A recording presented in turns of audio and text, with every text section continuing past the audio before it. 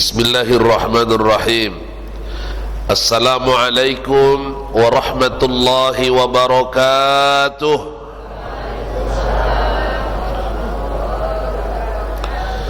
Alhamdulillahilladzi bi ni'matihi tatimmus shalihat, wassalatu wassalamu ala sayyidis sadat wa ala alihi wa sahbihi ahlil fadaili wal karamat.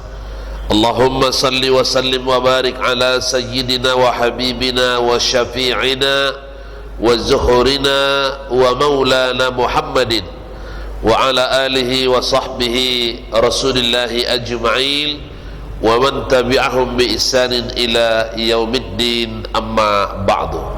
Raditu billahi rabba wa bil islami dina wa bi Muhammadin nabiyya wa rasula. Rabbi shrah li sadri wa yassir li amri wahlul 'uqdatam min lisani yafqahu qawli.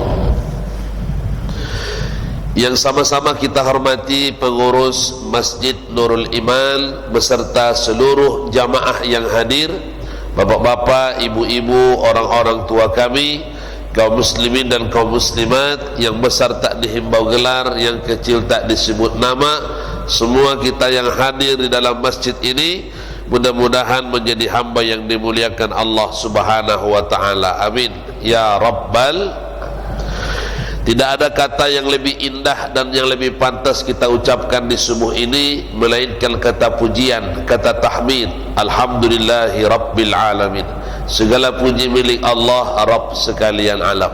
Atas izin Allah, kudrat dan iradatnya, pada subuh ini alhamdulillah kita dipilih di antara sekian banyak manusia yang ada. Kita dipilih untuk mendapatkan kemuliaan-kemuliaan di waktu subuh yang penuh dengan barakah ini. Diawali dengan salat subuh berjamaah. Rasulullah sallallahu alaihi wasallam bersabda, "Man shalla subuha fi jama'atin faka'annama qama al-lailu kulluh." Barang siapa yang melaksanakan subuh berjamaah, maka dia mendapatkan pahala ibadah satu malam suntuk. Alhamdulillah, mudah-mudahan ibadah salat subuh kita diterima oleh Allah.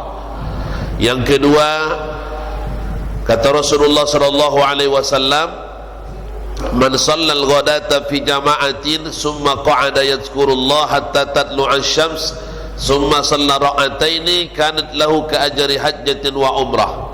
Barang siapa yang salat subuh berjamaah kemudian dia duduk berzikir mengingat Allah sampai terbit matahari, kemudian dia salat sunnah 2 rakaat, maka dia mendapatkan pahala haji dan umrah secara sempurna. Mudah-mudahan yang kedua ini pun insyaAllah kita dapatkan. Amin ya rabbal alamin. Yang terakhir ditutup dengan sarapan pagi, insyaAllah dapat ya Pak ya. Bagi yang duduk dan bertahan, insyaAllah dapat sarapan pagi. Tapi bukan itu niat kita datang. Niat kita datang adalah untuk meningkatkan amal iman kita di hadapan Allah Subhanahu wa ta'ala. Bapak Ibu yang berbahagia, sebelum kita mengawali kajian subuh ini, saya ingin mengajak kita semua yang hadir untuk sama-sama kita membaca salawat Qur'aniyah.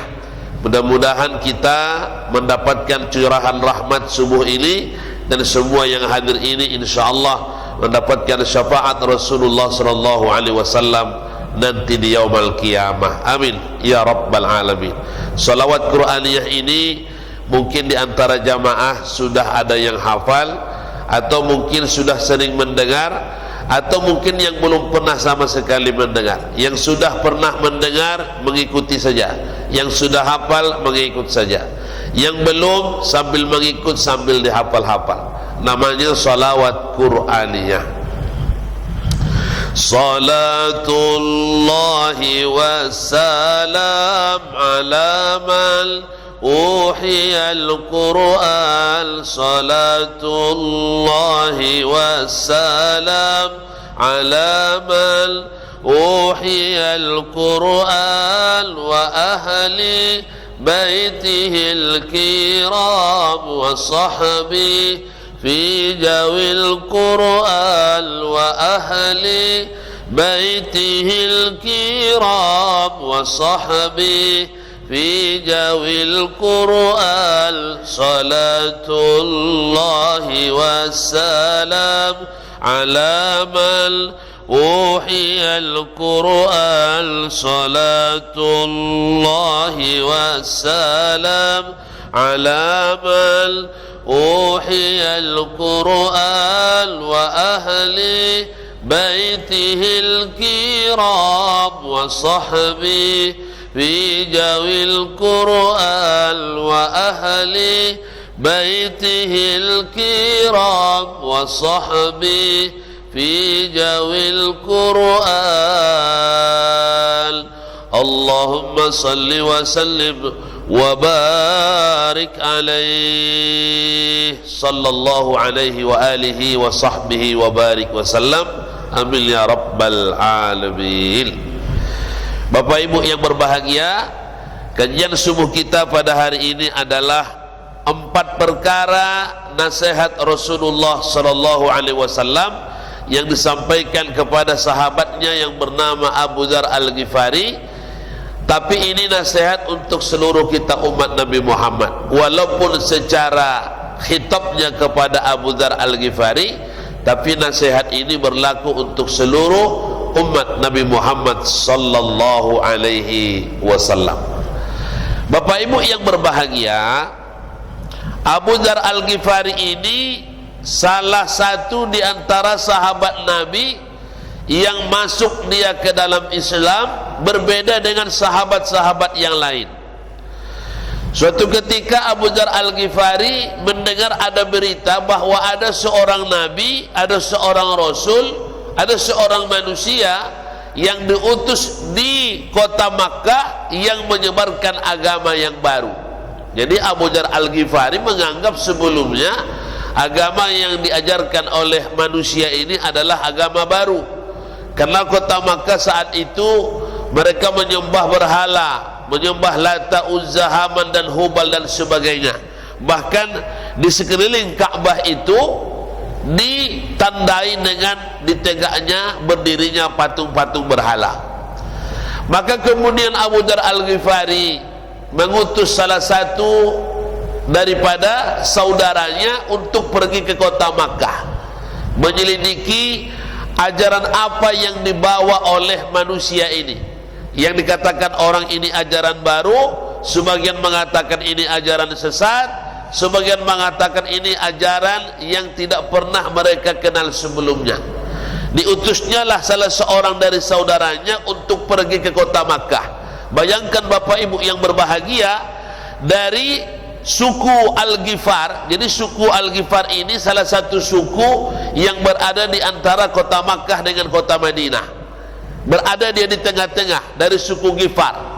Dari suku Ghifar ke kota Makkah, kalau dia berjalan harus menempuh perjalanan 1 bulan kurang lebih. Untuk mendapatkan informasi yang pasti, Abu Dzar Al-Ghifari mengutus saudaranya dan menempuh perjalanan selama 1 bulan kurang lebih. Ini menjadi pelajaran penting kepada kita. Apa artinya? Jangan semata-mata informasi itu ditelan habis-habis. Cari informasi itu yang pasti sumbernya dari mana. Seorang Abu Dzar Al-Ghifari saja mentabayyun, mengklarifikasi berita-berita yang ada itu, sampai diutusnya saudaranya datang ke kota Makkah, berjalan 1 bulan kurang lebih untuk mencari tahu siapa sebenarnya manusia yang mengajarkan agama yang baru ini. Setelah itu kemudian Bapak Ibu, maka pulanglah saudaranya kepada suku Al-Ghifar dan menyampaikan informasi kepada Abu Dzar Al-Ghifari bahwa manusia yang disebut mereka itu membawa ajaran baru, bahwa ajarannya adalah benar.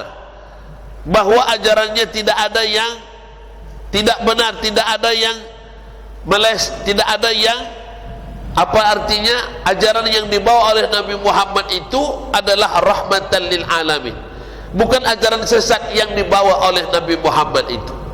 Maka mendengar berita itu dari saudaranya, akhirnya berangkatlah Abu Dzar Al-Ghifari dari sukunya Al-Ghifar, dari kampungnya namanya Ghifar. Berjalanlah dia kembali 1 bulan sampai dia di kota Makkah untuk mencari Nabi Muhammad SAW. Dengan singkat ceritanya, bertemulah dia dengan Nabi, lalu kemudian dia pun mengucapkan salam, assalamu alayka ya Rasulullah, keselamatan atasmu wahai Rasulullah, maka Islamkanlah aku hari ini, aku menerima ajaranmu dan syariat yang telah engkau bawa, dan aku masuk ke dalam Islam. Saat itulah kemudian Abu Dzar Al-Ghifari pun menyatakan dirinya masuk kepada agama Islam.